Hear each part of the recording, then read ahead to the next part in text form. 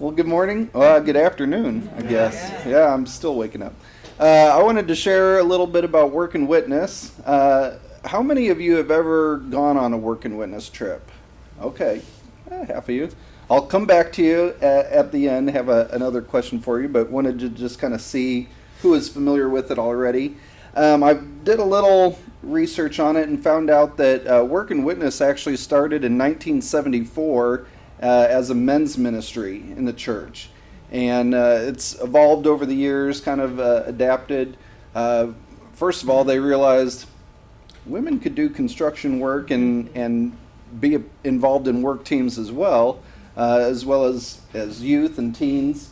But they also realized there was more projects that needed to be done than just construction, physical labor. There was Vacation Bible School. There was medical trips, all sorts of trips. And so it's expanded over the years to include all those types of teams. And Work and Witness now kind of includes any short-term missions trip experience project that is hopefully cross-cultural in its situation, and teams can kind of apply and be a part of these projects. So it made me ask, what is different about Work and Witness specifically than the kind of generic missions trip or service project? And not that there's anything wrong or inadequate about missions trips or service projects. They're very needed. They're very important. They're an active part of the life of the church. But it's kind of like the difference between an official missionary in the Church of the Nazarene and kind of the work that all of us should do, right? We're all called to go. We're all called to share with our neighbors and friends and relatives and all that. So a Work and Witness project has been identified by the global church as a project. The people who have started the project have gone to headquarters and applied to be approved in this process. And they provide a lot of details for the teams that would like to participate. They include details on what type of work needs to be done, who they're looking for, and by that they're specifically looking for what kind of skills are the volunteers going to need to have in order to be able to participate, the time frame that the project needs to be done in. They provide details even on where the team can stay and some of those logistic problems. Some of those details kind of get worked out as the discussion goes with the coordinator. But they provide details on where the project is that might seem self-explanatory, but some of them may give a general idea, and then they have more detailed information to give.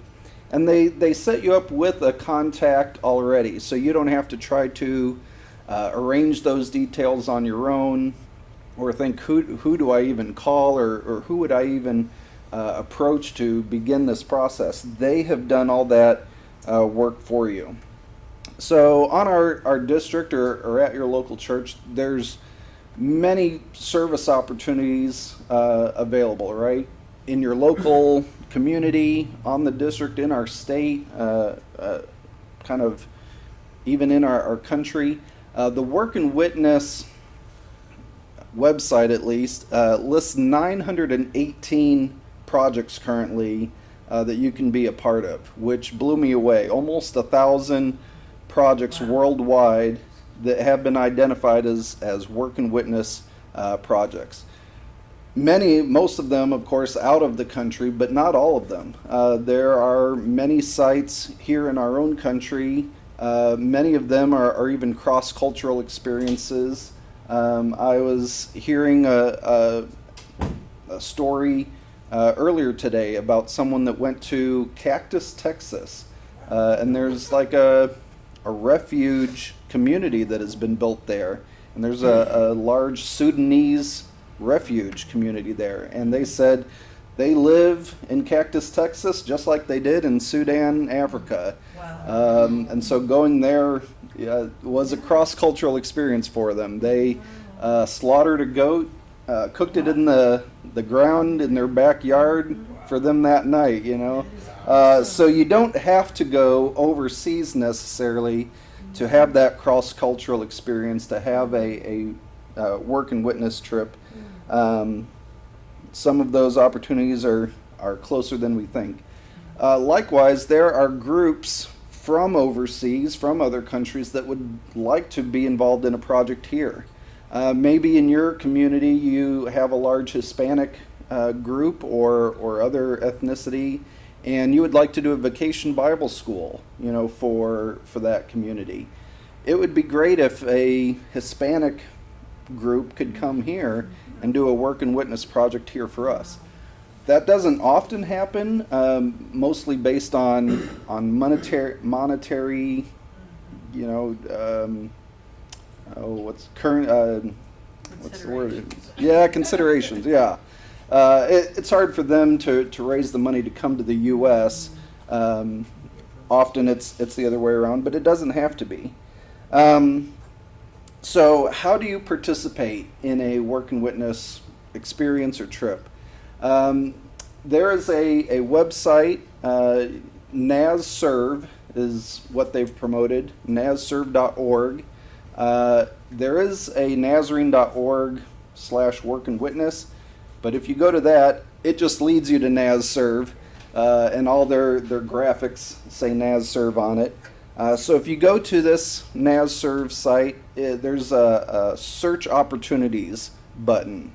And you can go there and look at all 918 of them if you want. If you've got a week where you're sitting at home bored or something. But it has a really cool feature that you can filter them. So you can look for just construction work, or just medical work, or just vacation Bible school. You could look for Jesus film opportunities, you know, all sorts of things. And you can filter it by location, by the age of the group or the size of the group. All these different filters to help you kind of find a project that will fit your needs. Likewise, there's a button on that page if you wanted to submit a request for a work and witness project. And there's a kind of a form that you fill out and send it to headquarters, and they will help you get that approved and registered. Let's see, so there are a couple resources here on our district as well. We do have a Facebook page for work and witness specifically. Looks like it hasn't been used in a while. I found that I'm a little new to this position, to this role, and so I'm learning, and it looks like I've got my work cut out for me in this role. So hopefully there will be more resources coming. Carol shared with me too, one opportunity could be to partner with SNU.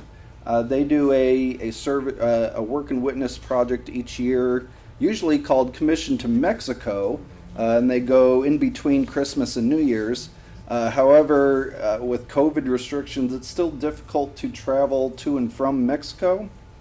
So they're doing Commission to Texas this year, and they're partnering with the Rio Grande Valley, and it's December 27th to January 2nd.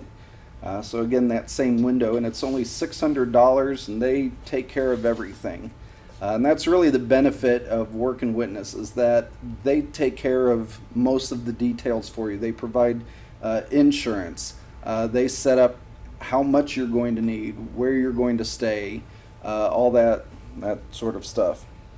And there was, at least in the past, NIVS, Nazarenes in Voluntary Service, which I believe became Mission Corps, and I don't know that either of those are around anymore. As much as I tried to find, the information like disintegrated in the interwebs. So I don't know if those two ministries are still available, but we would love to partner with you to do another work and witness trip on our district or at your local church, and would love to talk with you further. Those of you who have done a trip, where have you gone, or what, what would you recommend? What was a highlight from your trip that you had? First trip was actually, I lived in New York, went with San Diego First Church to Honduras. Okay. Yeah. And yeah. Yeah. Yeah. And it was a God thing because it put missions more on my heart than it had been. Mm-hmm. And it was one of the things that made me want to be a missionary to the mission field coming to the United States. Okay. And I also went to Brazil with a church when I was living in Missouri, I went with a church in Missouri to Brazil. Not from like Washington. Yeah. And then I also went to Costa Rica, but that was for a class. Okay. But it was also a little bit of work and witness and a little bit class. Okay. Cool. Awesome. We went to Ukraine in 2009. Wow. My first real out of the country trip, and I wasn't really wanting to go. My husband was leading the group, and I felt like God was saying, "Go." Okay. And they were working on a construction project, which I could help with a little bit. But Right. a big part of the trip was them taking us around and showing us different ministry going on. There were rehab centers, and there was a children's home, and just different things like that. So just knowing what was going on over there, we got to be good friends with our interpreter there, and kept up with him throughout all this Ukraine, Russia, Yeah. and everything. So just I think getting to know people and seeing what ministries are going on there was a big part of it. Okay. Cool. I want to date myself a little. Oh, were you No, going to say that's right. something? Yeah. So I went to NYC in the late 80s, and we went to, we were actually in, we stayed at the University of Maryland, but NYC was actually Washington, D.C. that year. Yeah. And so we did like service projects in Washington, D.C. So all the kids from our church, and maybe, I guess it was a district, from this district went to some projects, apartments in Washington, D.C., and we just cleaned up layers of glass that was just all over in the, where the grassy areas would be. It was just glass and just nastiness. So anyway, we cleaned that up, and just getting to be a part of their community just for a little while that day. It was really interesting. The guys played basketball together. We all sang "We Are the World" together. Yeah, even though it was something that connected us, and it was just a really neat experience for a 15-year-old, to be in a different. I mean, we're all God's people, and it was really a neat experience. All right. Cool. Anyone else? Dave and I went on the commission to Mexico. I don't know how many years ago. Yeah, several. Several years ago. It just so happened that that year they went to Monclova, which is the place where I grew up. I was born there and grew up, and so it was kind of really neat to, after all the years, to go back and look a lot different. How old were you when you moved away from I there? was 13 when we moved away. Wow. We actually got to work in the missionary complex where she grew up. Oh, That was amazing. It's not even a part of the Nazarene church, but they asked for help from the Nazarenes when we went down there. And even going to the Rio Grande Valley, you'll find you're in almost a different world, just like the trip to Washington, D.C. It's just almost a different world. Yeah. Yeah, it's something. It was good. Yeah. That reminds me, I've been to Belize twice.